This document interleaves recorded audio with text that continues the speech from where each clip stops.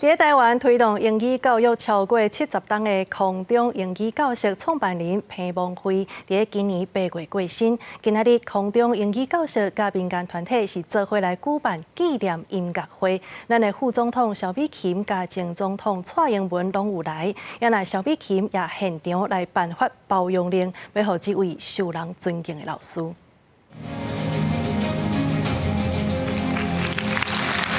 由副总统萧美琴颁发褒扬令，予今年8月过往的空中英语教室创办人彭蒙辉，由旧社团保协会代表接收。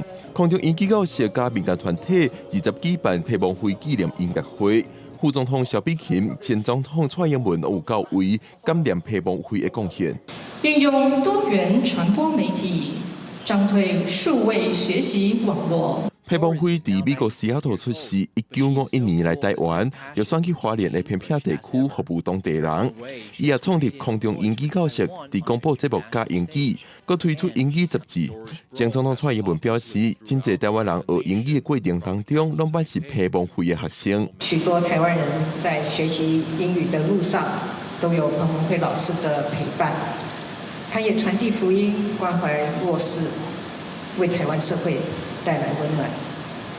彭蒙辉老师曾说，他要将所有的一切全部捐出。其实他已经将他的一生都奉献给台湾。彭蒙辉在台湾服务超过70年，2023年规划台湾，也为当时的总统蔡英文手中摕到台湾护照。蔡总统亲自带着护照来到彭老师那里，亲自给他。 哦，即马你是正港的台湾人。协会表示，彭蒙辉老师过身之前，希望把所有的一切拢管出来。蔡英文讲，彭蒙辉的生命已经融入台湾的历史当中。这场音乐会就是希望邀请彭蒙辉的亲戚朋友，在音乐中做伙纪念彭蒙辉。